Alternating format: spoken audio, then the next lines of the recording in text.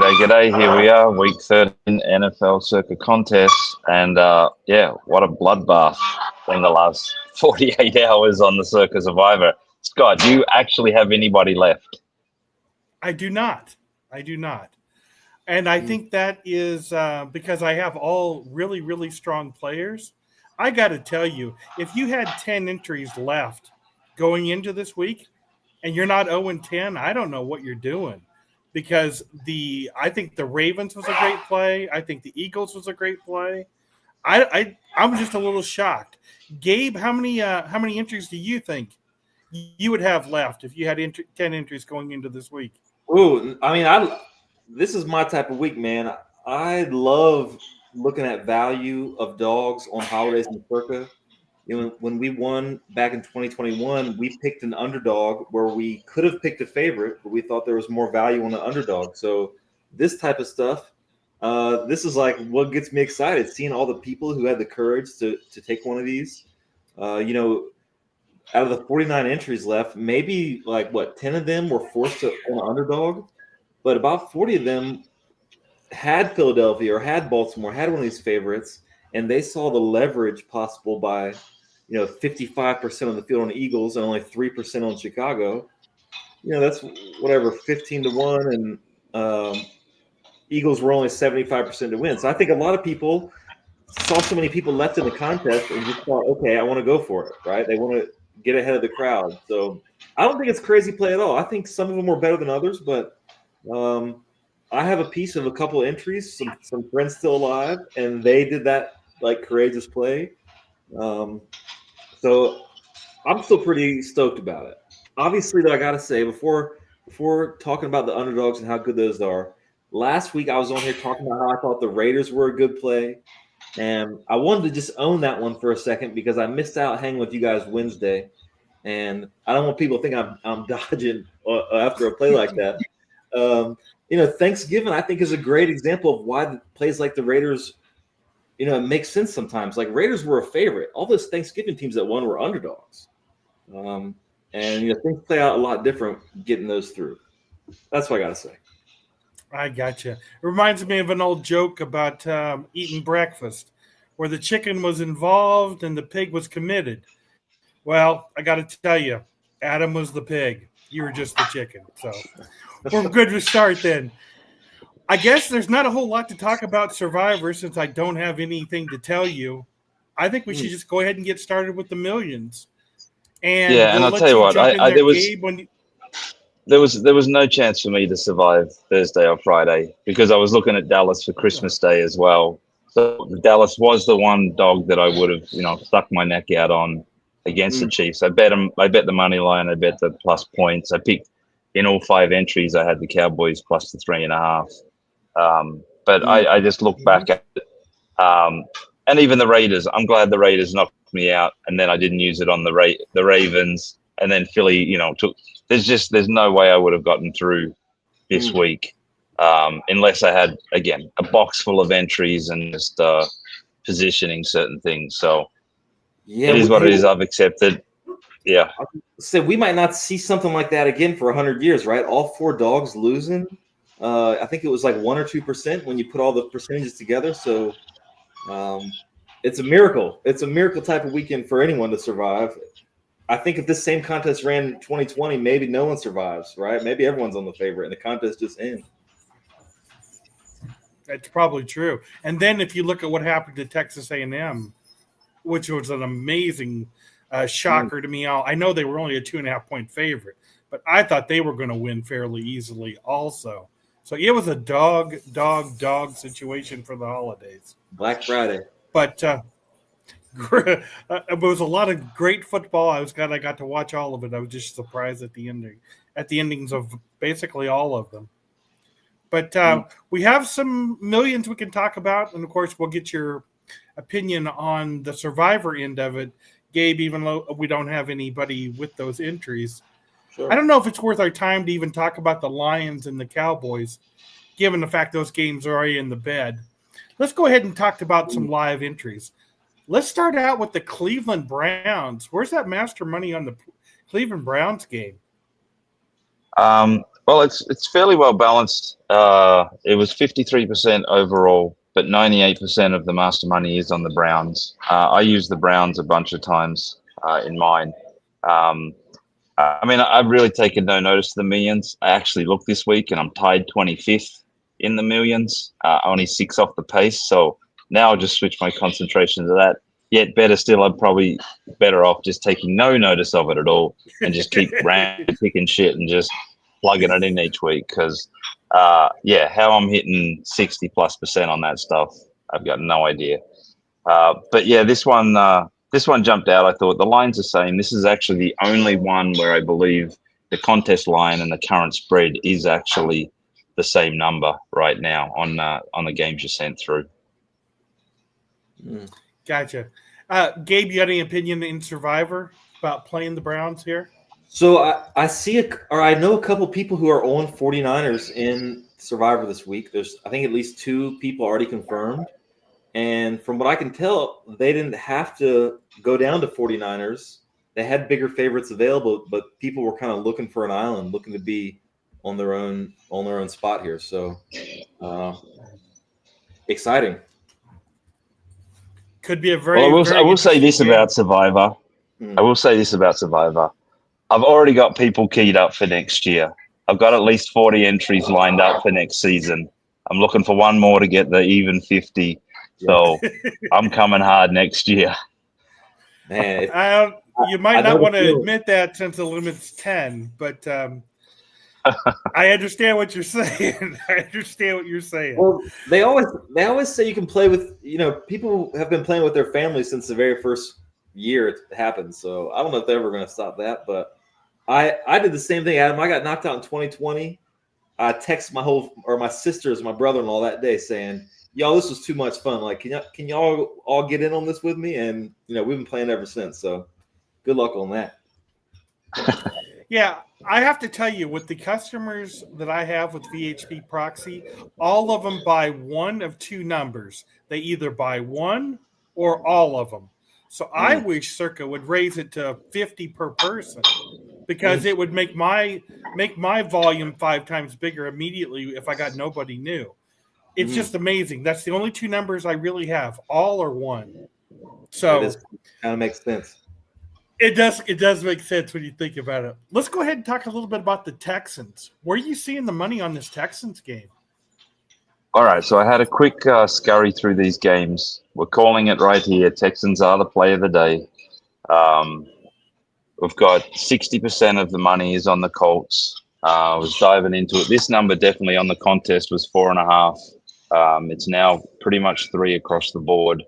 But we've got 81% of the master money being on the Texans. And a big chunk of that is at the plus 3.5. On the flip side, there's a bit at the -4, -3.5. But yeah, the Texans are getting bet strong here.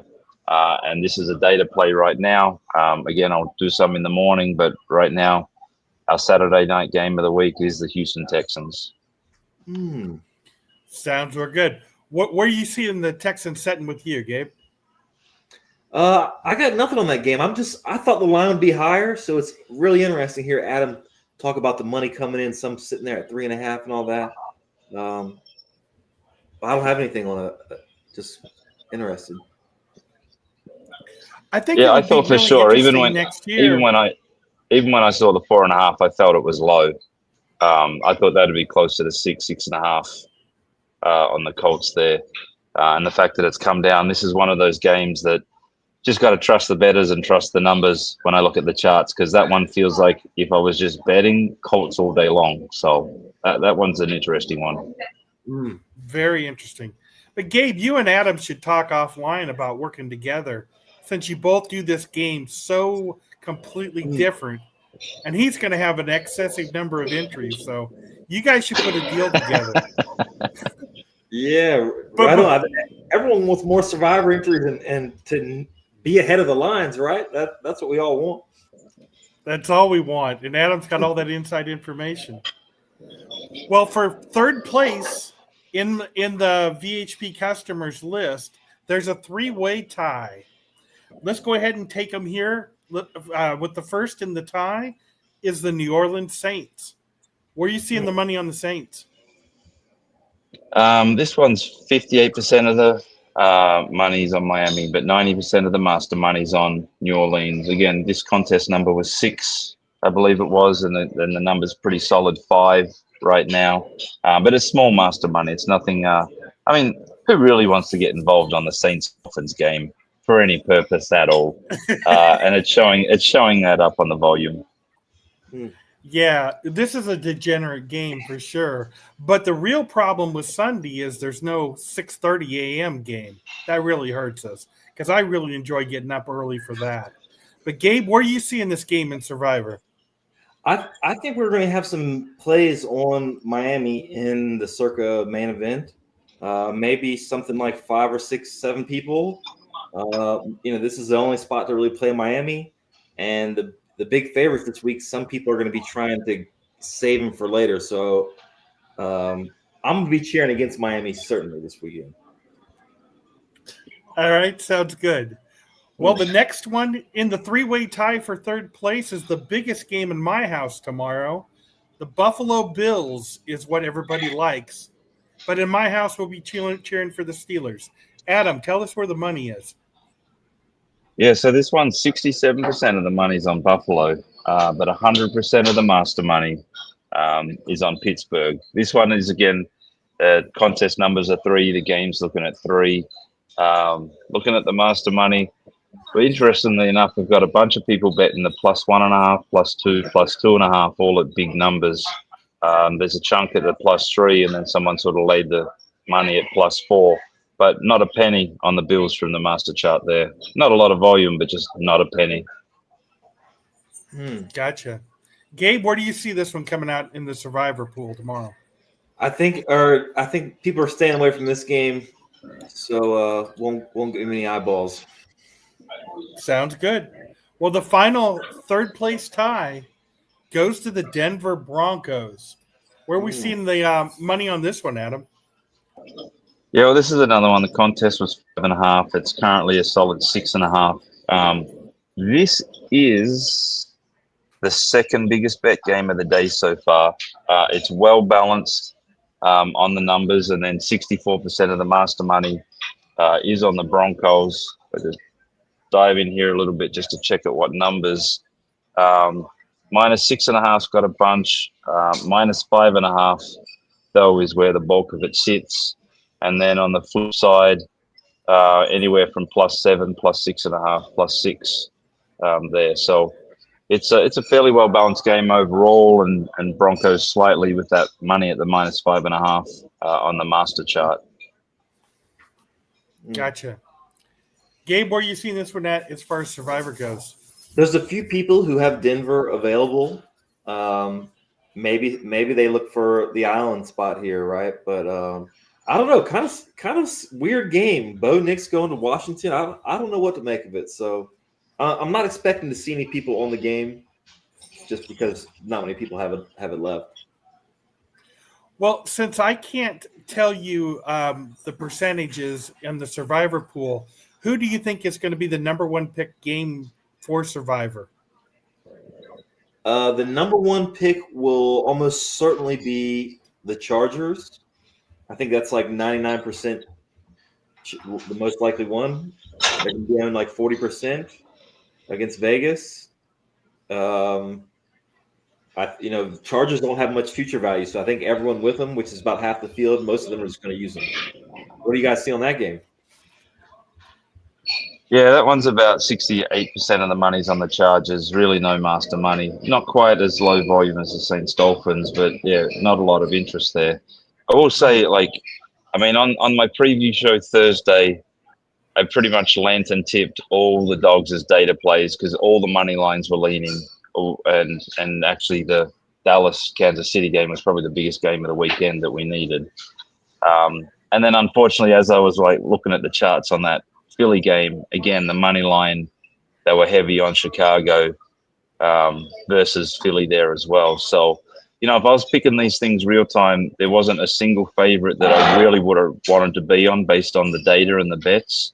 So in the end, that 80-1 shot that collected, all 4 of them were actually where the rec money was on the favorite, but the sharp money was on the dogs.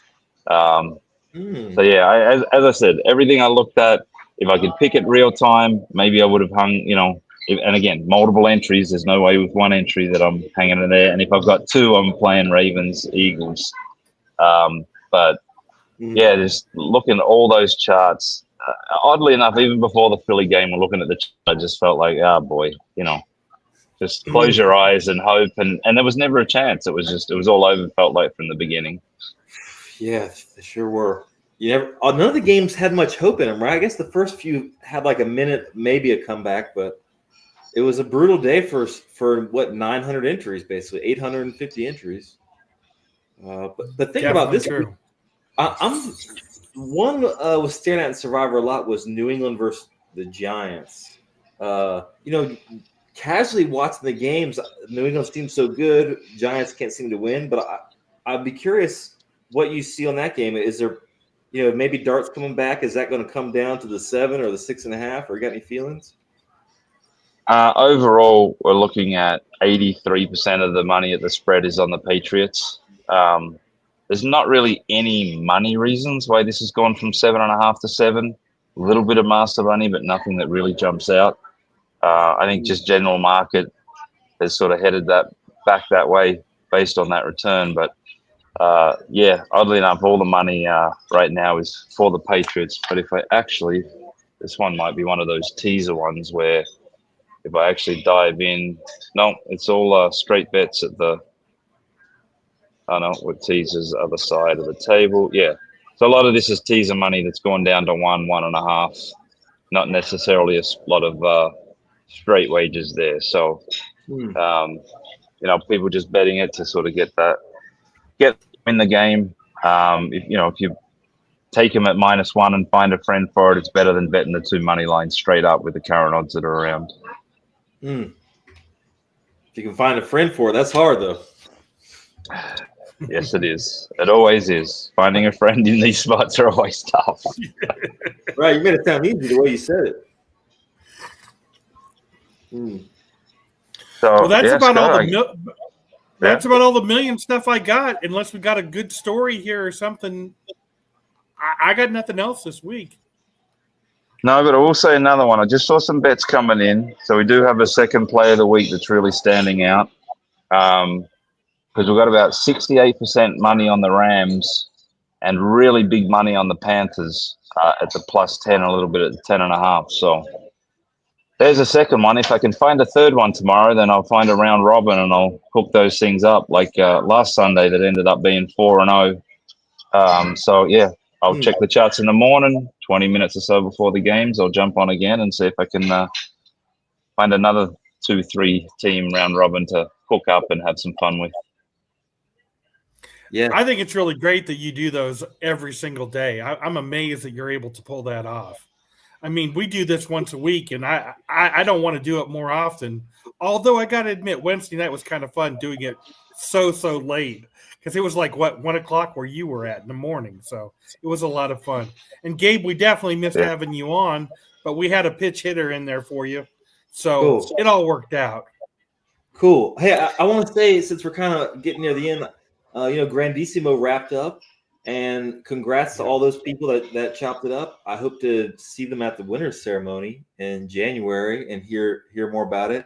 And the second thing about the Circa Survivor, just to touch on this again, so many people of these that were on underdogs, they're like poker player like groups or game theory people, not so much ball people, you could say, left in this contest.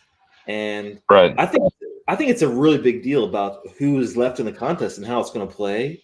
And maybe not everyone's going to be picking underdogs every week, but I'm expecting Christmas to be like game theory, fireworks. Very excited, looking ahead what people are going to do this year. I think it's very different than the past years, but we just have to see how it plays out, right? What will people do to get ahead? So that's it. And that does bring up one more point that you just reminded me of. Imagine you were in the big tournament, the $100,000 tournament, and you had the Ravens, and they had lost. going into that next game before the Philadelphia played, would you have tried to take advantage of that situation by trying, by hedging? Yeah, you're already out.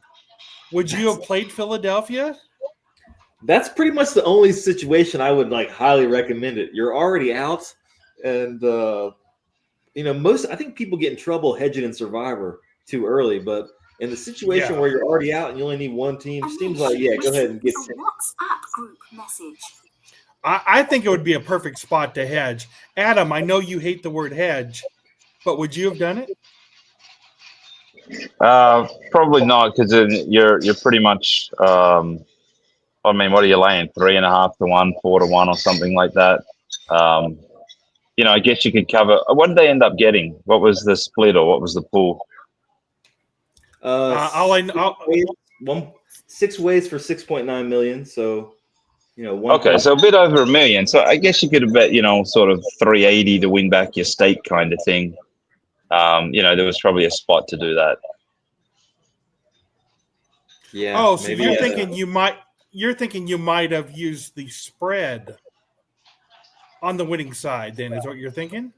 No, I'm saying you're laying the money line, so you're betting like 380 to win 100. So they go out, you split up, and you get $1 million plus. So you're really winning 600,000 or something, or you're winning 100,000, you're winning back. So yeah, in that spot, it probably makes perfect sense, or at least watch the game and then get into a position where you're betting 150,000, so you're winning 50, at even money or whatever they got to.